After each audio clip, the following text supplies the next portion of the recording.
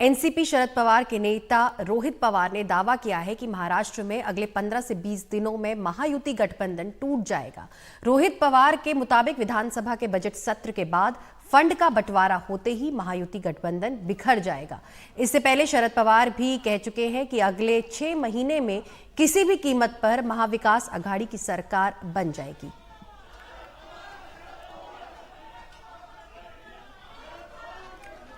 तो आपको बता दें इस वक्त की बड़ी खबर महाराष्ट्र से, जहां एनसीपी शरद पवार के नेता रोहित पवार ने दावा किया है कि महाराष्ट्र में अगले 15 से 20 दिनों में महायुति गठबंधन टूट जाएगा। लगातार लोकसभा चुनाव के बाद ये बयान उनकी तरफ से सामने आता रहा है। और रौनक हमारे सहयोगी हमारे साथ जुड़ गए हैं। रौनक, लोकसभा चुनाव के बाद महाराष्ट्र में महाविकास अघाड़ी लगातार महायुति गठबंधन के टूट जाने की बात कह रहा है और अब रोहित पवार का ये बयान।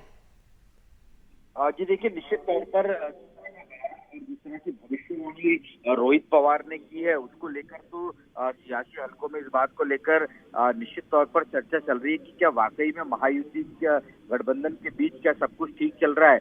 क्योंकि इस बात को इसलिए भी हवा मिलती है क्योंकि आज जब राज्यसभा चुनाव का पर्चा भरने के लिए सुनेत्रा पवार विधानसभा पहुंची थी, उस वक्त केवल एनसीपी के नेता वहां पर मौजूद थे, बल्कि महायुति के बीजेपी या शिवसेना का कोई बड़ा नेता मौजूद नहीं था। और इसके पहले भी हमने देखा है कि जब से लोकसभा चुनाव के नतीजे सामने निकल कर आए, तब से शिवसेना, बीजेपी और एनसीपी के बीच में किसी न किसी मामले पर मनमुटाव साफ तौर पर देखने को मिल रहा है। इसकी पहली लीड जो है वो मोदी मंत्रिमंडल के विस्तार के बाद देखने को मिली, जब मोदी मंत्रिमंडल के विस्तार में एनसीपी को एक भी कैबिनेट पद या फिर मंत्री पद नहीं दिया गया। और अब जो भविष्यवाणी रोहित पवार ने की है उसके बाद से निश्चित कहा जा सकता है क्या वाकई में इसमें कोई दम है या फिर ये हवाई बयान है। लेकिन जिस तरह से सियासत चल रही है उसको लेकर ये कहा जा सकता है कि महायुति को कोई सिग्नल देने की जरूरत है, नहीं तो इसी तरह की बयानबाजी होती रहेगी और इमेज जो है वो खराब होने की ज्यादा संभावना दिख रही है। जी